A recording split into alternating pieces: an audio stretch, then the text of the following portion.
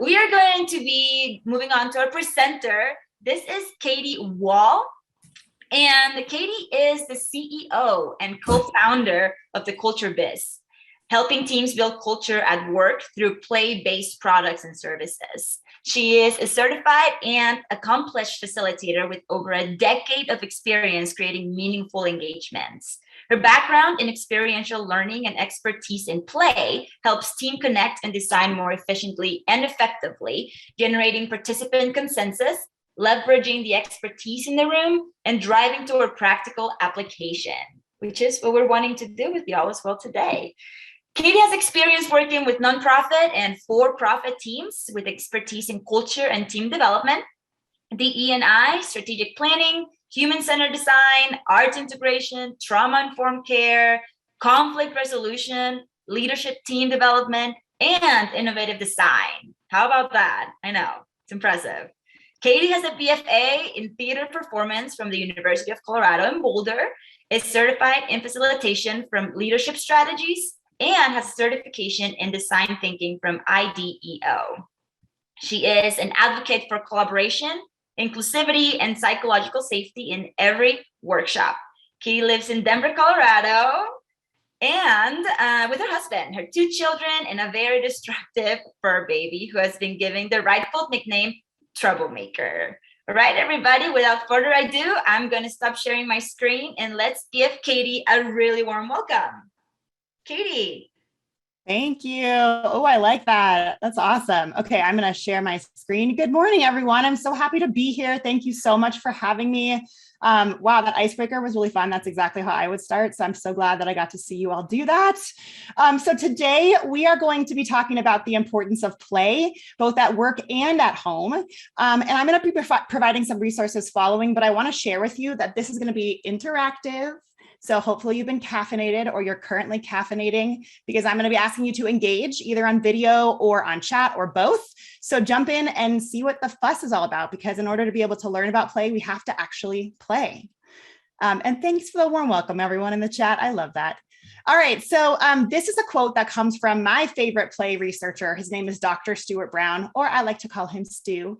In his book, Play, I have been a fan of this book for, it's been 10 years or so. It's an amazing book. In fact, I have it on my console right next to me at all times.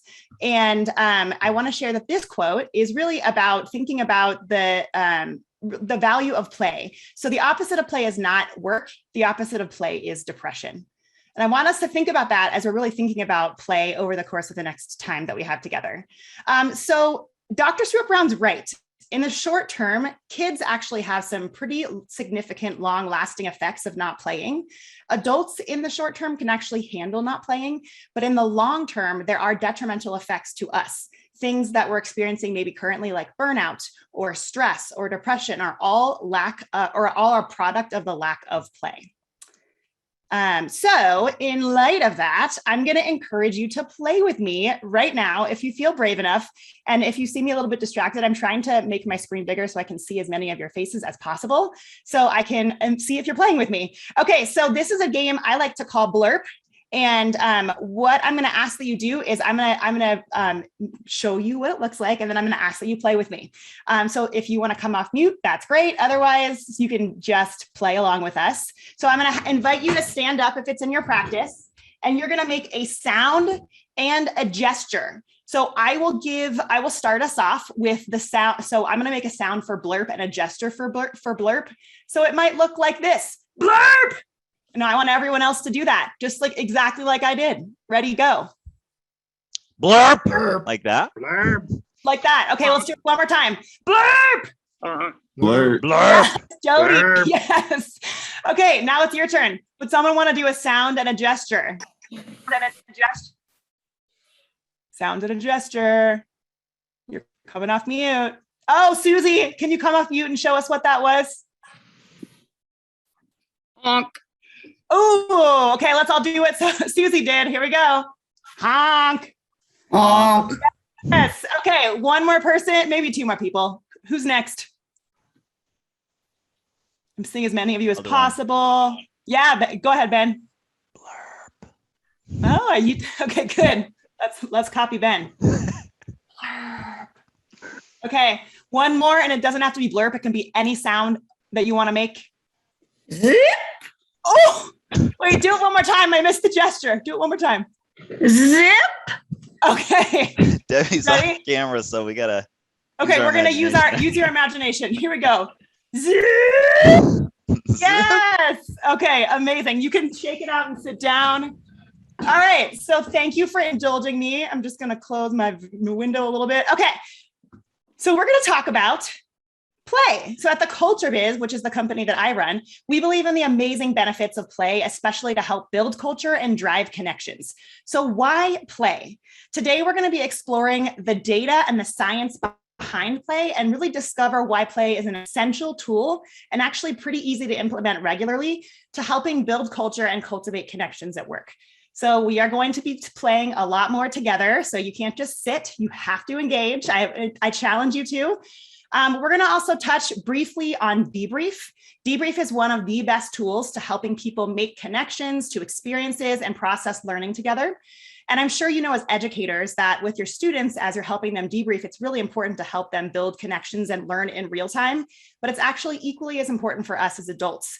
It's an essential tool to really cultivating connection, which I saw was one of the objectives of these sessions. And then making connections to each other as well as to the work. And then we're going to be exploring rituals and why they're really fundamental to cultivating culture at work and easy to implement.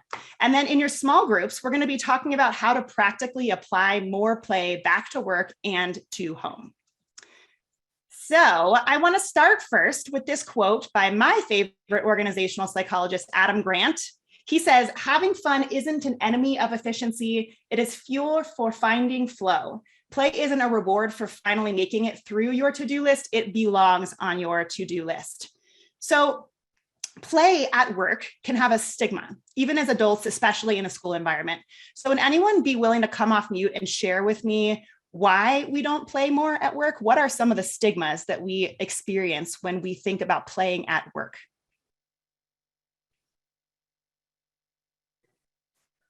Maybe it's unprofessional. Yeah. There's some unprofessionalism. What else? I heard someone else come off. I think the increased rigor in what we're expected to teach and what we're expected to do with our children, that is a huge reason we don't play as much as we used to. Okay, so there's a lot more on your to-do list. Your agenda is getting pretty difficult, and we just don't have time. Is that what I'm kind of perceiving? Okay. And then Stephanie, yeah. I saw you say something as well. Yeah, it looks like you're wasting time. Appearances. Yes, when we play, it looks like you're wasting time. Yes, and I see in the chat, it's unprofessional. It could be a distraction, not taking your work seriously. We're playing when we're supposed to be working. Okay, so if we take a look at this quote, the value of play is exponential. It is valuable, so valuable that we can take the stigma and we can break it down and show why it's necessary. So we're going to continue to debunk those stigmas. But one of the reasons why I share that with you today is that if your entire team is on board and you're playing together as a team, it is valuable not just for the staff culture, the students will start to see it, it's going to happen more, and you're going to start to notice the effects of it. So we are going to continue.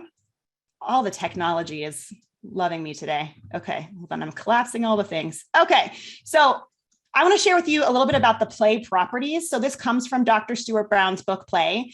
And I want to talk really quickly about the way that we think about play. So as kids, play is pretty broad. It can be a lot of things. And then somehow as we get older, play becomes things like sports. And that's kind of how we think about play. But it can really be about a lot of different things. Fidgeting is a form of play. Watching a funny video, brainstorming with colleagues, practical jokes, team rituals, hobbies like flying a kite or sewing or Legos. So those can all be different forms of play. But I want to break these properties down. So the first is apparently purposeless. So when I think about that, let's take a look at that activity blurb. So I didn't assign a purpose. I just asked you to stand up and play. So the actual concept behind blurb is to drive connection and to start to oxygenate our brain to help us transition. But I didn't tell you any of that. I just said, let's play. So so often it's hard for us to do things as adults without a purpose. And what play allows us to do is just to be in the moment and just go. We don't need to know the purpose. We kind of just want to figure it out ourselves. We start to maybe tell a story, assign purpose to ourselves as we go. And then with the debrief, which we'll talk about a little bit later, that's how we start assigning purpose to the activity, but it can be only done after. If we allow ourselves to play, we can do that without a purpose, which is pretty magical. So the next is voluntary. So if I forced you to play, it wouldn't feel like play, it would feel like work. So we want to, when we think about play, we want it to feel like voluntary. I don't want to say you better play right now or else you will get fired, right? I just want to allow you to play. So inherent attraction, and I'm going to go to you next with the next one. So I want you to think about the next couple properties. But for me, what that looks like is when my children are at a playground and someone is just giggling. So we were there a couple of days ago and there was this little girl and she was like rolling on the floor with laughter at the playground. And we could not help ourselves but to just keep looking over there and smiling and wanting to know exactly what she was looking at. We are attracted to play. It has this inherent attraction. If we see colleagues at work doing something playful, laughing together, we want to be a part of it, which is pretty magical. The next one, freedom from time. We know this one time flies when you're having fun. And when we're in this, someone mentioned this, we have an agenda that's very full and we have a lot to do. And sometimes being able to just let go and not pay attention to the clock allows us to be so in the moment. So I want to come to you for the next one, diminished consciousness of self. When you think about play, what comes up for you when you think about diminished consciousness of self? What does that mean?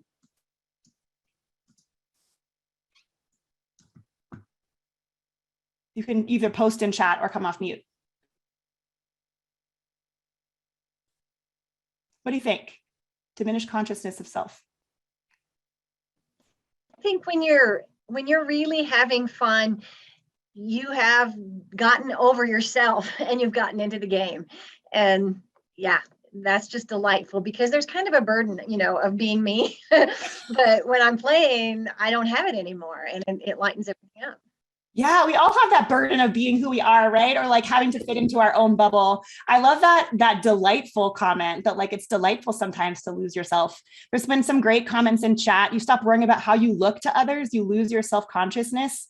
I think that's so relevant right now too with Zoom. Like we are here, always aware of our appearance.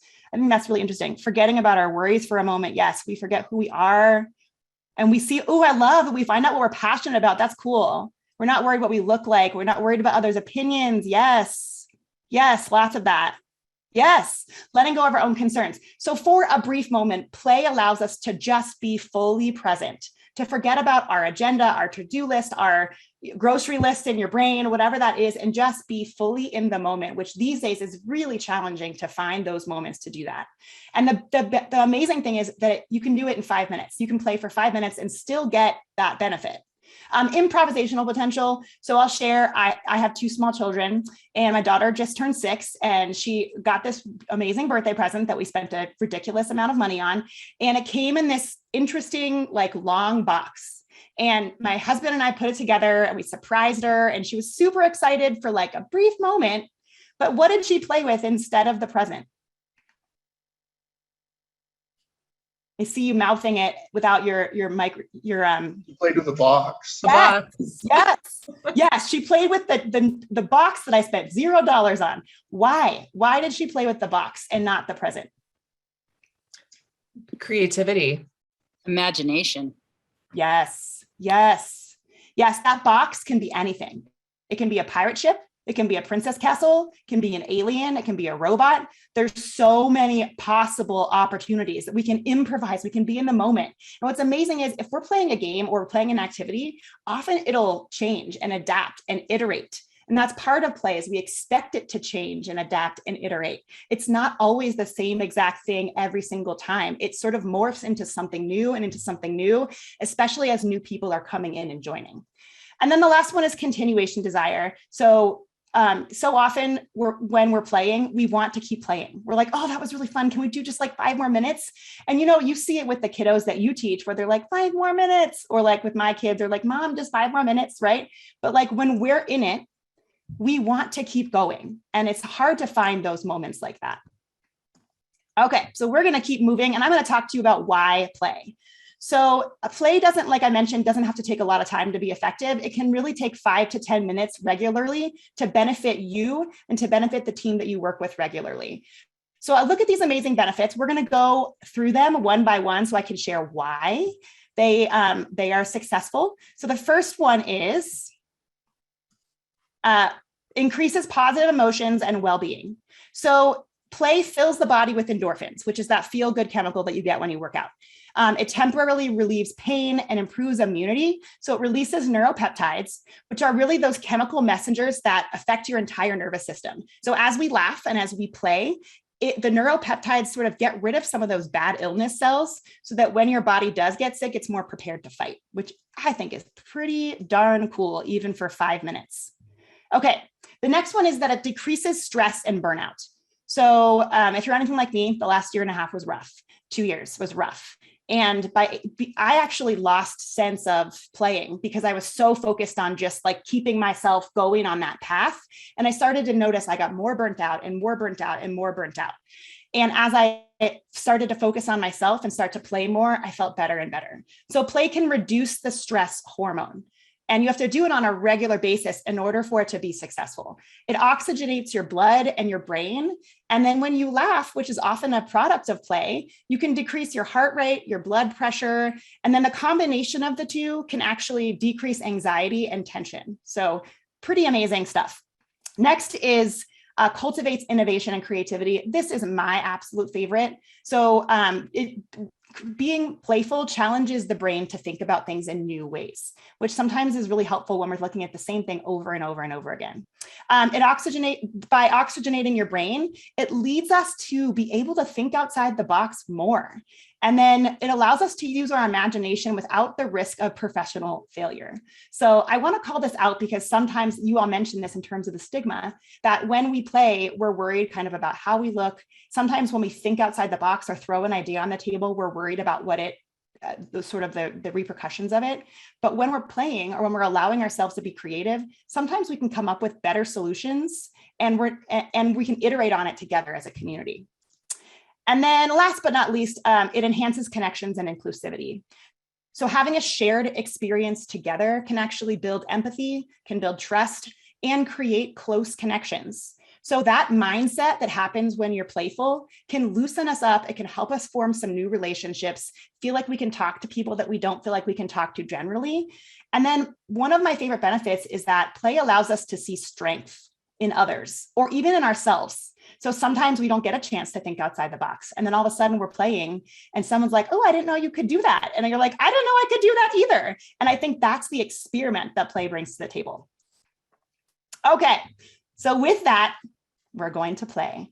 And I'm going to actually encourage all of you to do this. It doesn't involve you turning off your microphone just yet, so you can feel good about that. But I'm going to ask you in a moment to kind of, if it's right for your body, otherwise you can observe.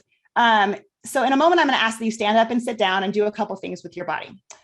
So this is a game of opposites. So when I say stand up, I'm going to ask that you stay seated. And when I say sit down, I want you to stand up. So this is your morning coffee. Stand up means sit down means stand up. Can I get a thumbs up if everyone's on board? Yes. Okay. Ready? Stand up. Okay. Sit down.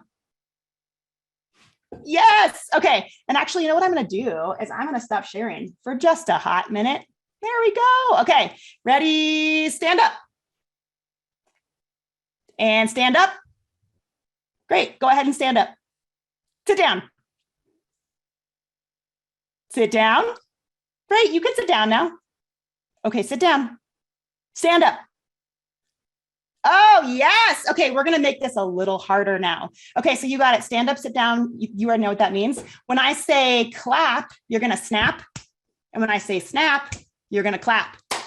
So clap means snap, snap means clap. Stand up means sit down means stand up.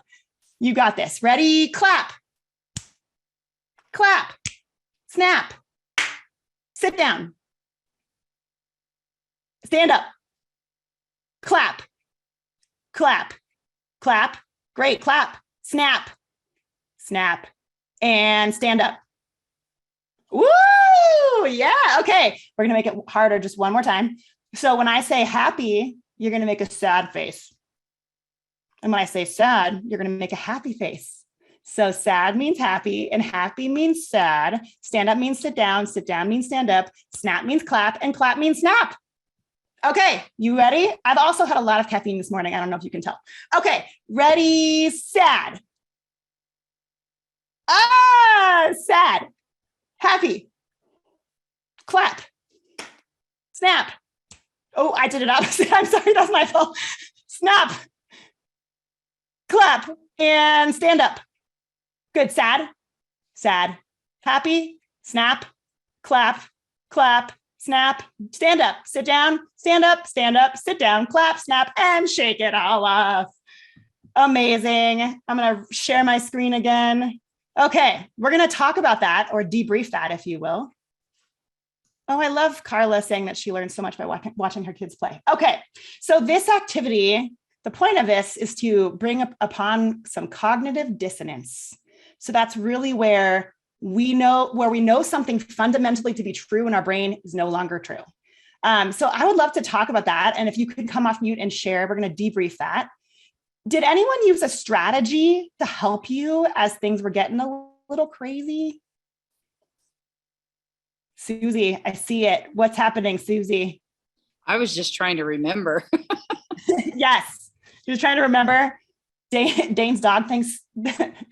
Yes, I love that. Okay. Anyone else? What strategy did you use?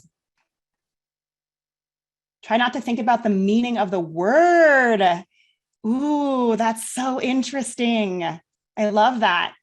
Would anyone else want to share about their experience or what they went through as you were trying to keep it all straight in your brain? It was a lot of fun for me. When you started getting faster and faster, it was I just let my body go and just hands were waving up and down, whatever it was. And it was just fun.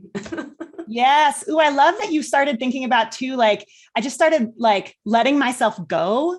And I think that's what the crux of play is just to let ourselves go and be in the moment. That's so beautiful. And our dogs think we're crazy, which is amazing. We're going to keep going, but if I had time, we would really debrief this and really think through, like, why were we allowed to fail, right? Some of you were just like, I don't even know anymore. Someone was in their car, like trying to do it. I was loving watching you. And I love that what Blake said, you're focused on fun, not error. Yes, it's hard to get up. Yes, it's hard to get caught up in being perfect. Absolutely. And I think obviously in school or in work, the stakes are a little bit higher, but if we can take the crux of that concept and that we just like allowed ourselves to let go and be in the moment, what can we take from that? This is a rhetorical question, but think about what you can take from that and bring back to work. Okay, so we're going to keep going and loving the chat. Awesome. So one of the best ways to prioritize culture at work is to cultivate connections. And that's what we were talking about that play does. And when we have more connections at work, it's kind of like a commodity. We're more empathetic towards each other. We're willing to ask questions. We're willing to fail. And I think that's the value of play, is just having this shared experience. So I want you to think about when you're at work, where are there more opportunities to play? And that's going to be something that we talk about in our small groups as well. But I'll say that when I was in an old job, we used to have this ugly, very old, it looked like it was hungover doll, Dora the Explorer doll. And she was rough and she didn't look good, but oftentimes we would pass her around to different cubicles or offices and we'd try to sneak it in there. And whoever found the ugly Dora would give it to the next person and try to sneak it into their office or to their cubicle. And it just became a running joke. And those are the small things that allow us to add play into our lives, even if we don't want to do it in front of other people. That's something that we can do as a community to add more play. So that's just something to wet your whistle as you're thinking about getting into your small groups and thinking about adding more play back into work. I'm going to move along. So we talked a little bit earlier about how play is apparently purposeless. And I mentioned to you the debrief. And a lot of the times we need to allow ourselves to play without an agenda. But the real magic where play really starts driving connection and building empathy is when we allow ourselves to process what we just experienced. We have this common experience, and you might have a strategy that you picked up in that experience that you can share with me, or we can both be like, oh my God, I froze too. Like my fight, flight, or freeze response took over in that moment, and I just sat there and I didn't know what to do. So we can have this shared experience in our debrief to start thinking about, well, what could we do? What could we have done differently in those moments? And I think that's the value of debrief. We are going to move to the next slide, my slides. Okay. One moment. There we go. Okay. So the primary rationale for debrief is really based on the concept of learning by doing. So as I mentioned, it's really allowing us to talk through things like conflict and communication and leadership without it being as unsafe. So we can talk about having a conflict in the activity, and we can bring up experiences that we've experienced at work through the lens of that activity in a much safer way. I can say, oh, when I'm in conflict, I get really, really angry and I can't see or think straight. And then the person maybe that I'm in conflict with is like, oh, okay, I understand that, right? And we can talk about the lens of what we just experienced and bring in some heavier life issues in a lower stakes environment. And I'm sure I'll do this with your students as well, but really taking the necessary time to talk through an experience really helps maximize our success, prevent repeating our mistakes, and really make a plan for the future. And then it also creates a culture of learning. Okay, so we are going to quickly talk about rituals. So why are rituals so important? Why are they considered play? So do any of you have something that you do with your family or your students or yourself regularly? Could be, I know so it sounds like you're a big football group. So do you do something before a football game that's just like a regular ritual? Or do you have something with your family that you do every single time you get in the car? Or for me, it's when we get in the airplane, we like all chew a piece of gum as we take off. That's just a ritual that we have as a family. Or do you have something on the Friday at the end of like the school right before a holiday? So rituals help us instill a shared purpose, and they create continued shared behaviors. It allows us to understand kind of what's coming up next. And we feel like we're a part of the group, like the in crowd, which is pretty awesome. And then the benefit of rituals is that they don't have to cost a lot of money and they can still be really effective. And the continued practice of it. So I saw Sandra started this meeting with an icebreaker, and it sounds like you all do that every single time you're together. So the continued practice of icebreakers or a ritual allows you to understand what's coming up next. Plus, it's an added bonus to play. So if you're thinking about hesitating about play, starting a play-based ritual can really help you add more play into your culture. And we're going to talk more about that in the breakout rooms. And then I'm going to move to the next slide. Okay. So we're going to play one more time before we end. And this is an activity that I like to call bad ideas. So this is really a challenge for all of you to think creatively and think outside the box. Bad ideas, our focus today is really going to be on creative problem solving. So using our own unique, diverse lens, our own strength. Sometimes, especially in this crazy world that we're living in, in the middle of a pandemic, we look at something over and over again and we see this bad idea. We see the same bad idea the way we've done it every single time. And really relying on the diversity of thought of our colleagues, of this amazing group of people here in this room and the people that we work with, can help us see things in a new light. So this activity allows us to see the potential and stimulate our innovation. Okay, so our bad idea today is a mustard popsicle.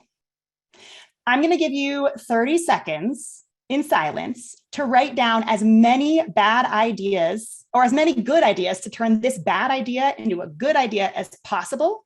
So I'm thinking about quantity, not quality, as many ideas as you possibly can. So I'll give you an idea just to prime the pump a little bit. I think that a mustard popsicle is actually a great idea because it extends the shelf life. It never goes bad. It's just always in the freezer. And anytime you need mustard, there it is, right there in the freezer. Okay, so I'm going to play some music. I'm going to give you 30 seconds to write down as many ideas as possible to make this bad idea a good idea.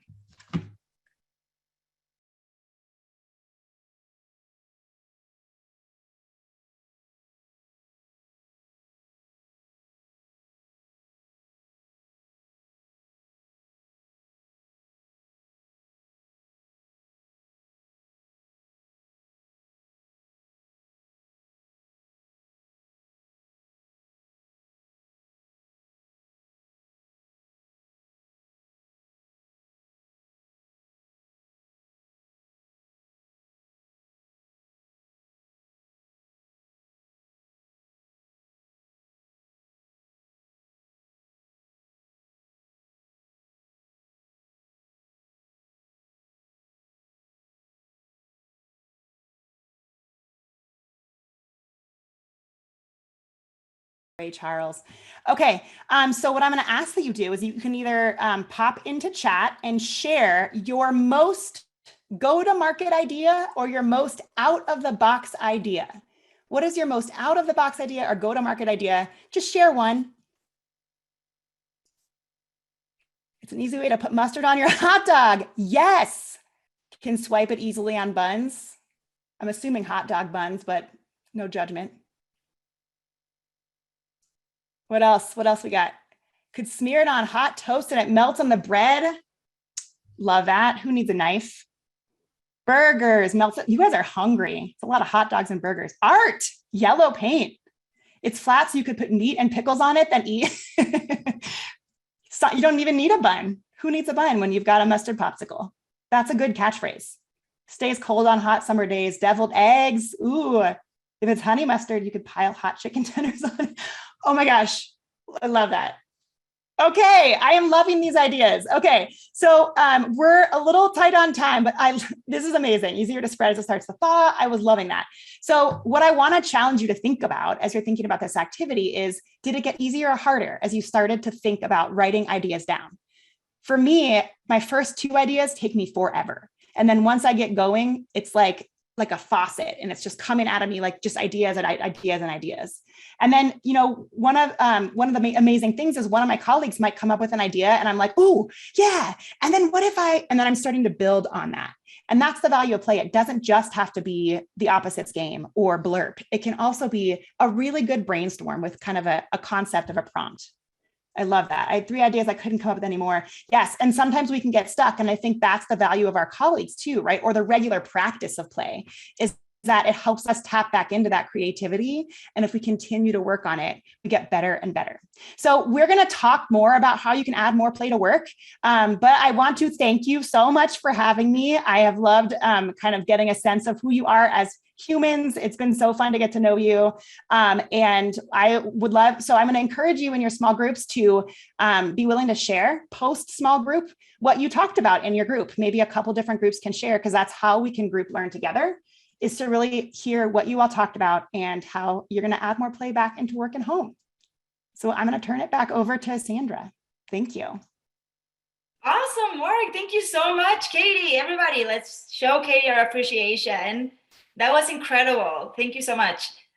You got me going this morning. I had coffee and then I did this. So I'm like bouncing now. I hope everybody got some endorphins as well. Now it's time for us to get into groups. Let me just share my screen real quick. We good? Everybody thumbs up if you can see that. Awesome. Perfect. So we're going to be going off of the past couple of weeks, how we've shifted a little bit the way we do breakout groups. There's a lot to process here, right? We talked about a lot. And like Katie said, we would love to hear from you afterwards. We'll have some time for us to debrief per usual. Just to make things a little bit easier, we're going to take it in these groups. Introduce yourselves, tell folks where you're coming from, where you're at. Identify someone who can help facilitate the conversation. And remember, there's no notes. So we're sticking with the no notes theme for this week as well.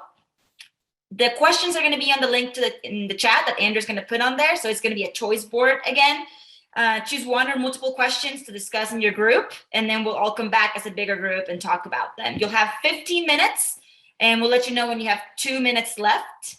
And Andrea, how are we doing with the groups? Are we all ready to go? All right. Before that, I'm going to show them to you right here. Like I said, there's a link for them, but if you want to take a photo with them with your phone right now so you can have them, you can do that as well. And Andrea, whenever you're ready, remember you all have 15 minutes, okay? All right. You've got folks back slowly but surely. Hi, Keith. You're the one that can see, so hello. Let me get all this stuff together. Okay. How was it? Feel good? Yeah, good. Thanks, Milka. Oh, and there's everybody. All of a sudden, you just popped up. I hope that was an awesome conversation. I love when you guys come back because you're smiling and just kind of feels like you had a great combo. So I hope that was the case. You've played, you've told me all about your football teams. We've had a good one this morning. And now we are going to spend some time as a big group, just talking about what you guys discussed. So if anybody wants to go ahead and just kind of share with the bigger group what you discussed, that would be really, really awesome. So we can all learn some more and grow together. I did ask a couple groups to share, so no pressure. There you go. No pressure. You got this. Where's that? Janet, where's your group, Janet? Janet and Christy and was it Blake? Who else was in that group? I can't remember. It was them out. I can't even remember what we were talking about when you came in. Well, do you want to share some of the, like maybe one way that you were talking about that you all play in your community? Well, we do a lot of practical jokes in Walsh, and back when I was at Cheyenne Wells too, we did a lot of practical jokes to each other. So I think it's really important to make each other laugh. So one time we thought the principal and superintendent were gone, and we got into a shaving cream fight, and they walked down. They were in a meeting at the end of the hall, and they walked down and caught us, and we were like, hi, oops. But they thought it was funny too. So I think you just have to remember to play as much as possible. And kids are the same way. They need it. Some of my best teaching experiences have been through something that I did through art, or we did a STEM project. And then the conversations that came after that were probably some of the best conversations I've had with my students. And it was just something that we did to relax. So I think it's important. Amazing. I love that. Thank you for sharing. What other groups want to share? I was talking to my group. Our principal at our school is really good at incorporating play and really bringing our team together. At the beginning of the school year, we kind of have teacher retreat days where we leave. Like this is the first week before school starts. We have a day and we go out and we paint together. Or we go and we've done the rafting, like slow river rafting down, having dinner together, and incorporating that play within that. And it just starts off our year in a positive note. We get to know the new teachers that are coming in. They get to know us, and it's just a really good set to begin, good school culture environment to start off the school year. Love that. I love that retreat. And I think those big things are amazing. And also there's plenty of opportunity to continue the momentum of that. Like you go on a rafting trip and you continue the momentum back at school. But I love that. Who else? What other groups? Oh, and Katie, there's also a question by Lauren on there. Yeah. So Marn, great question. I actually post this workshop. I sent the team some resources where you can find some activities. My company also has a few activities online. We're still currently trying to add more and more, but there's lots of other resources that you'll get post this session so that you can continue to add more ideas back to work. What else? Who else wants to share? Thank you for that, because that was also a question in our group, was just something to get those creative juices flowing around this. It'd be nice to sort of see a list of suggestions, so that I know that'll be helpful for our group too. One of the comments that came up in our group made me wonder about how much the leadership in a school or in a district influences the culture of playfulness, and how schools can feel very different, and how much of that is coming from the leadership or the admin team. Ooh, what a good question. I'm going to throw that to the group before I tap in, but that's a great question. Anyone else want to respond to that? Yeah, at Creed, we've got a really great principal. He's very energetic with the kids and stuff like that. And he's always talking with the kindergartners and telling them no laughing, and they can't help that. And he'll do a little pound cake and French fries, greeting with them all the time. So it's just infectious the way he interacts. So that's a case where the leadership supports it, right, Melissa? But there's probably on the converse side where the leadership isn't so much on board. Does anyone want to share how you work with leadership when they're not necessarily as invested in the value of play? maybe a strategy?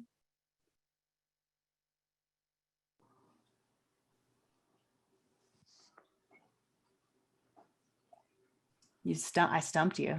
I'm scrolling through. Does anyone want to share?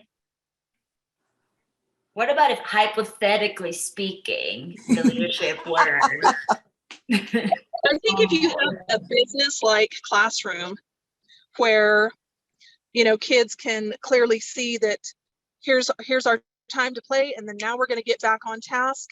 I think even if you have administrators who are not as enthusiastic about the play element, they can see the value of that. Yeah, that was going to be my response. And purely from a culture perspective and the work that I do is that if you can show the value of what play does, if you can say we are burnt out as a staff, or our kids are burnt out from this Zoom learning, or whatever the case may be, and then you can prove the concept, we're going to take 10 minutes in this staff meeting. I know that you're not, on board yet necessarily, but watch what happens watch what happens after. And I think that it's sometimes you have to work from kind of that level and show the value to leadership. One of the things that we've worked on in our with our wellness grant that we've had is some being more active as a staff. And, we've had high points and low points with it. We're not always great at it. But one of the things that we've been doing that I think has really pulled people together is this bingo board we do. And it just has so many nice different activities. And some of them are just fun things and help us focus on something maybe healthy or well with our class too, or with other people, with staff members. There's been, like share a funny video, share an inspiring quote with someone, just really nice things. Send a picture of something beautiful outdoors. And it's been really fun, really, really. I just think it connects us in another way. That's kind of play. Yeah. No, that is play. That's what I think that's the intent, like behind what I said in the very beginning, is that there's so many different forms of it. I love that sharing of videos and pictures. Martin, would you be willing to share that that board with the community here, or send it to the crush friends? And I don't know how that works, but send it to them. Yeah, sure. I can do that. Yep. No problem. I will figure out how to do it. Amazing.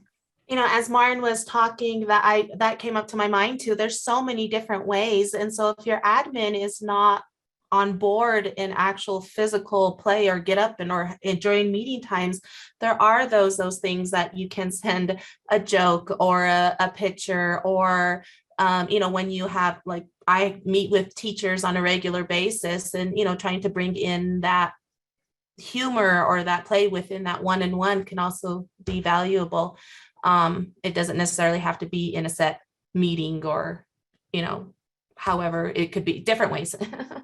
Absolutely. I'm not going to call out this person's name, but in one of the small groups, I heard something amazing that I wanted to call out to you, of how you can morph what's already happening into something playful that doesn't involve like jumping up and, doing stand up, sit down. But one of the participants in this group was saying that they already are kind of like the butt of the joke, and they kind of make fun of them consistently. And I was like, you just need to continue that and put in the break room different pictures of your face, because they're always making fun of like, oh, I recognize that person's face in this student or in this child. And I was like, just keep going with that joke, put it in the break room. And that's something that you can do. It doesn't have to be in a meeting, doesn't involve anything but like, a common space, and continuing to iterate on something that's already happening. Anyone else want to share? So earlier, someone said that they were a little concerned about, getting their students back after they've had fun.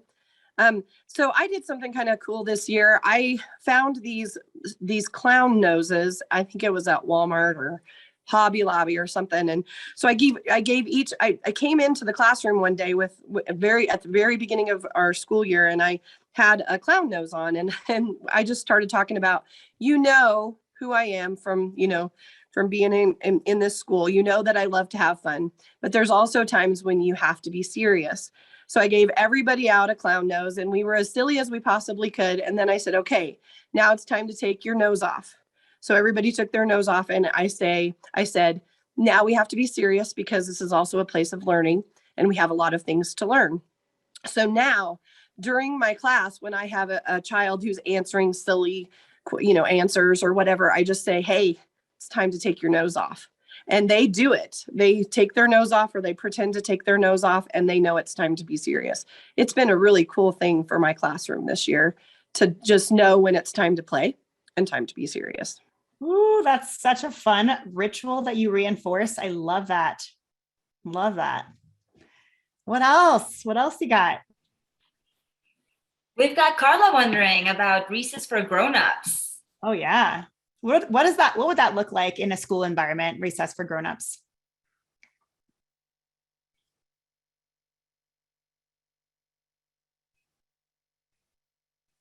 What do you think? Is it possible? Does it look different? Is it lunch in the break room? Is that recess for grown-ups as a group? Or what does that look like? How can we iterate on that idea?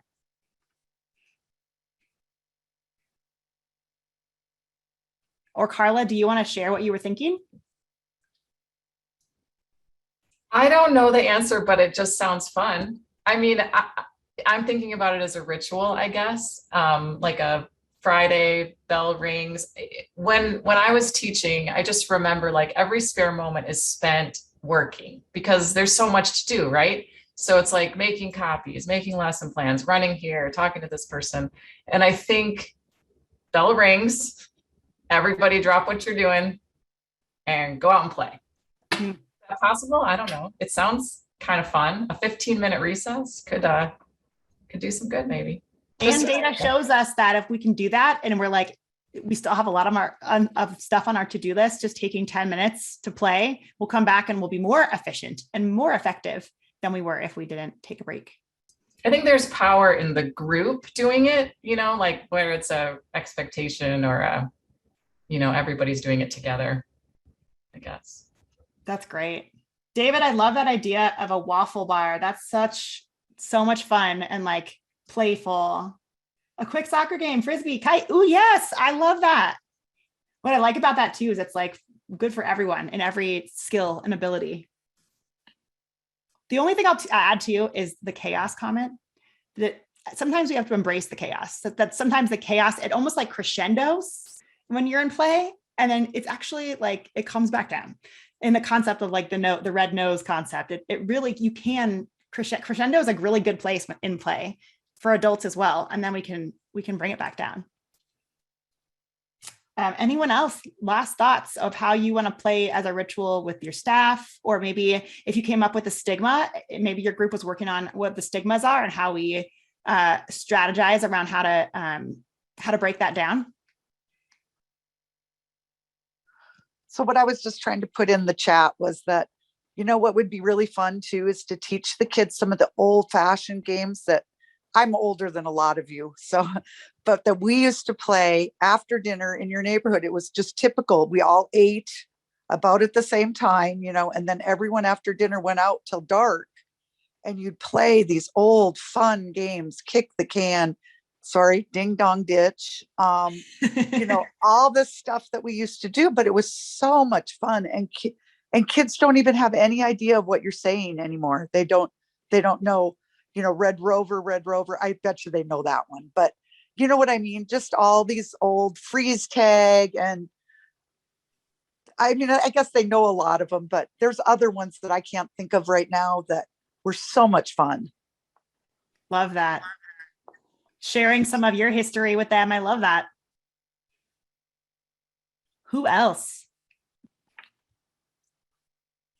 We have time for about 2 more questions. So we've got Katie here. Tell her your thoughts, anything your groups may have talked about that really imprinted. Yeah. Well, one of the things that I loved is seeing what you're doing, this whole crush these meetings. One of the things that's awesome is like you're showing us and teaching us about this burnout and everything else, but exactly what she was doing, which was so fun, like just the snap, clap, stand up, sit down, all that was so much fun. And it's so easy and quick to do. And you could use it in your classroom. So it's neat how it's applicable to the staff, but also to bringing it to kids. And trying to be more conscious of something like this for them, but also for us. I mean, it's just really neat that it's so easily goes to help us be better teachers too. Yeah, better teachers and just feel better as humans. I was going to say too, the snap clap game, I think that everyone's looking for like more resources, but you could take something like the YMCA dance, or like the, what's the one that's like help me out here. Thank you, the Macarena. I was going to say it's a Macarena. Yeah, you could do something like that. And as a staff, just do a quick Macarena before you jump into your classes. Or like if you are teaching on a team, you get together real quick and do a quick Macarena and then you're off, right? Like it doesn't have to be a full-on activity or game. It can be something simple like that. I can almost do something like that, like at the beginning of the school day on the announcements, or, everybody's doing it. Love it. I did talk to my group, and no one had heard of Day of Play, and it's in February. It's like National Day of Play, and you literally just let the kids play all day. There's no technology. And the first year we did it, the kids didn't really know what to do with themselves. But then the last 2 years, they've had a blast with it. And it's been fun watching them learn how to play and not rely on the tablets and the computers. I like that you said like learn how to play. What an interesting concept that we have to like teach how to play for kids, right? Like even for adults too, like that's a little more, that makes more sense. But like to teach kids like how to get in there and just like play and be creative. I love that. I love that. Well, they just kept saying, I'm so bored. What can we do? And that's what you're not supposed to guide them. You're not supposed to have things like they're supposed to do all of that. Love that. Thanks so much for sharing that. Yes, thank you all so much for sharing all these thoughts and ideas. And Katie, thank you. Again, everybody, let's thank Katie so much for being here. That was outstanding. Excellent presentation, excellent resources. Thank you so much.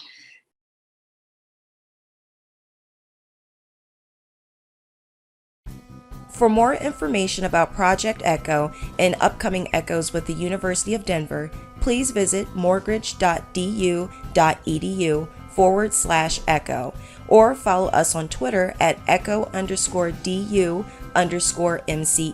Thanks for watching.